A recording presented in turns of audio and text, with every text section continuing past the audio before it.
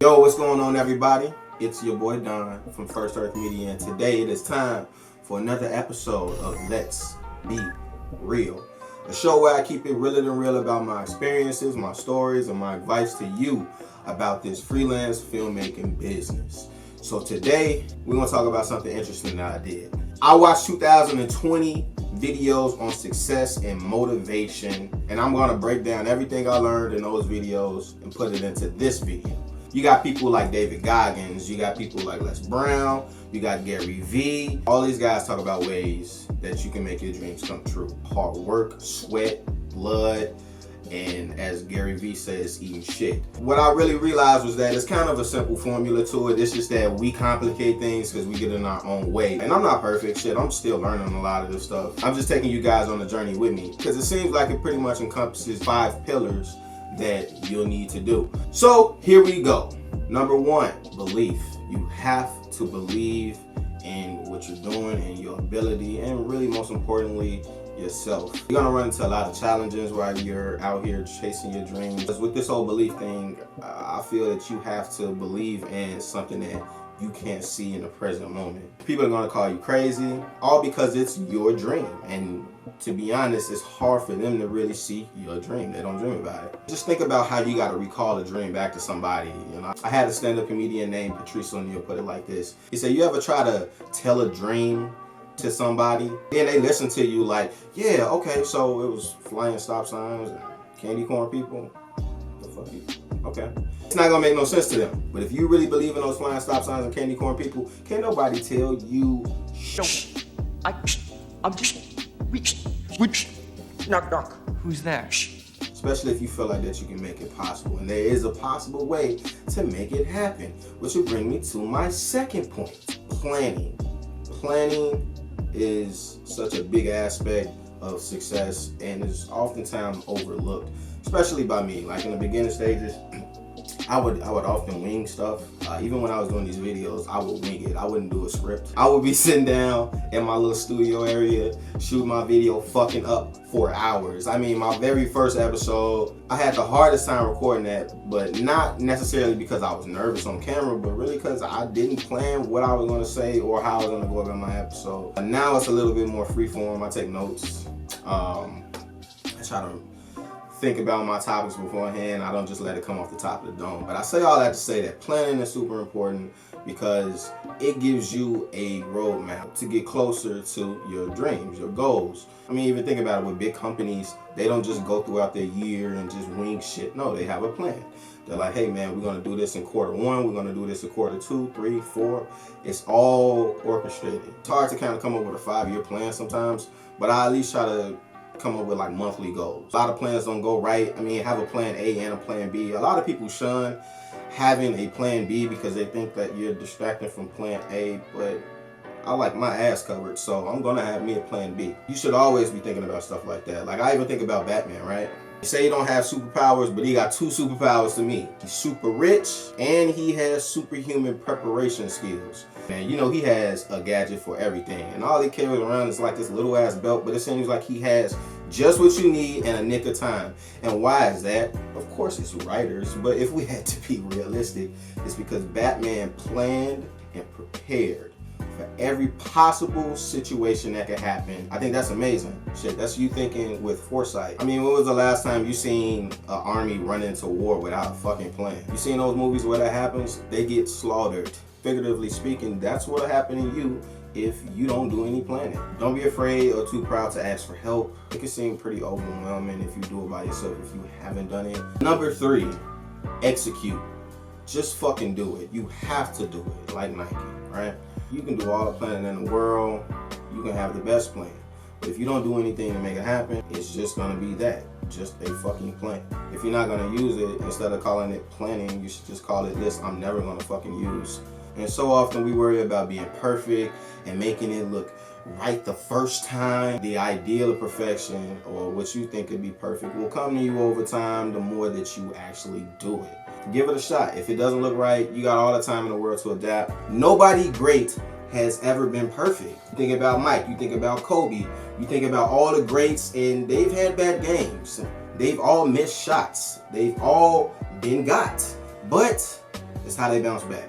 And don't be upset if your plan didn't go the way you wanted it to go. Mike Tyson said something that was quite interesting, right? He said that everybody has a plan till you get punched in the mouth. Then that whole plan goes out the window, or at least you're starting to make some adjustments. So that's why I feel like adapting is so important. Be able to take your plan, understand that maybe it wasn't the best plan, and just add to it. When you execute, you should have a certain level of focus, man. So often we get intimidated by looking at the mountain of shit that we got to get done, right? Like it's humongous. But really, what you should be thinking about instead of, jumping over this fucking mountain is taking a step at a time. Literally break down every step that you'll need in order to get that certain task done. Write it down. And shit, start hacking away at it like an hour a day, 30 minutes a day. You don't overwhelm yourself because you'll burn yourself out. Something I learned about being a perfectionist in art school, I had an art class that was 3 hours long. We have a model in the middle of the room, and we have a big ass sheet of paper, and we would draw. You would take a lot of time to get this picture right. You want it to look good, you want the shading to look right, you want the forms and the composition and all that to be on point. And you spent a lot of time getting that done. And my teacher, one day, he just told us, like halfway throughout the class, hey, everybody stop what you're doing, ball up your paper, and start over. I was like, what? I spent all this time on this work. I'm trying to get a good picture. I'm trying to get an A in this class, and you screwing me up. So I scrapped the entire idea, and I spent the next half an hour drawing another picture. And to my surprise, it was much better. I think that's because I had done it already. I had made those mistakes. So give it a shot and stay persistent. Which will take me to my next point, consistency. You have to stay consistent. If you're gonna work out to lose weight, you gotta stay consistent. If you're trying to save up a lot of money, you gotta have to save consistently. If you don't wanna take care of your kids, you have to consistently not be there. I'm just kidding. Because once you believe and you make your plan and you start executing, you think you got it all figured out, and you finally are reaping the rewards of what you've been putting in all this work for, you want it to stick around, or you just want it to be a moment in your life. Some of the business videos that I went over, they would talk about consistency. Like, okay, it's one thing to make a lot of your money, but you want to make sure that that money sticks around, and you want to make sure that that money makes more money for you. That's the key to it. You have to consistently put in the work. Consistency is going to be the backbone in your entire effort to make your dreams work. And the fifth and final thing that I learned that is the hardest for me is patience. Right now we live in a world where we get a lot of instant gratification. You pull out your phone, you get on Instagram, you get on Twitter or whatever, YouTube, you get exactly what you want instantaneous, which has an effect on our mind where we want all of our gratification right up front. Ain't no goddamn waiting. I need it today. Something interesting that I learned is that great things come to those that are patient. Simply having the discipline to put off instant gratification can bring you great rewards in the future. That's like eating chocolate cake, right? You know that chocolate cake ain't good for you, but it's gonna feel good in a moment. I know it's gonna feel good in a moment. But that chocolate cake goes to your man boobs. And now you complaining about, oh, I need to get back in the gym. I don't like how I look in the mirror. You gotta put the cake down and pick up the carrots, my friends. And you have to stay patient. I've been working out for quite some time. I put on a little weight over this quarantine. At one point, I had got down 40 pounds, right? The number one thing that I had to keep going in my mind was that it's a day at a time. I can't think a week ahead. I can't think 2 weeks ahead. Well, I knew it. My body had got down to a really nice body size, and I liked it. And I'm still working on my fitness goals. So when you see me with a six-pack, just know I'm not gonna be humble. Patience is like the baking powder of your dream. Who the fuck tastes baking powder? Why would you even need baking powder if you can't taste it? These are questions you're gonna ask yourself. Or at least I ask myself about this stuff. But it's a very important piece to the puzzle. You have to have that ingredient in there. Otherwise, what you're making is not gonna taste like it's supposed to. So that's the same thing with your dream. If you don't have it, you give up really quickly.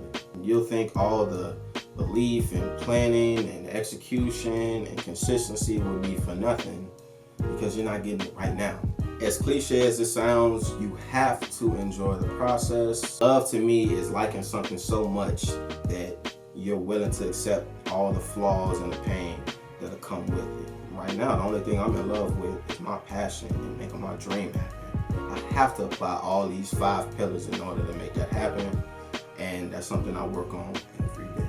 So that's it, guys. That's all I got for this episode. I hope you learned a little something. I basically did all the work for you. You guys don't have to watch 2020 success and motivational videos like I did. And you can smash that like button. I hate when people say smash the like button. Or you can drop a comment down below letting me know what we can add to these 5 pillars of success. Maybe I missed something. Maybe it's something that you learned that I should know. Also, make sure you guys follow me on Instagram, Twitter, and TikTok at First Earth Media. But that's it, guys. Believe in your dreams. Plan for your dreams. Execute on your dreams. Stay consistently working on it.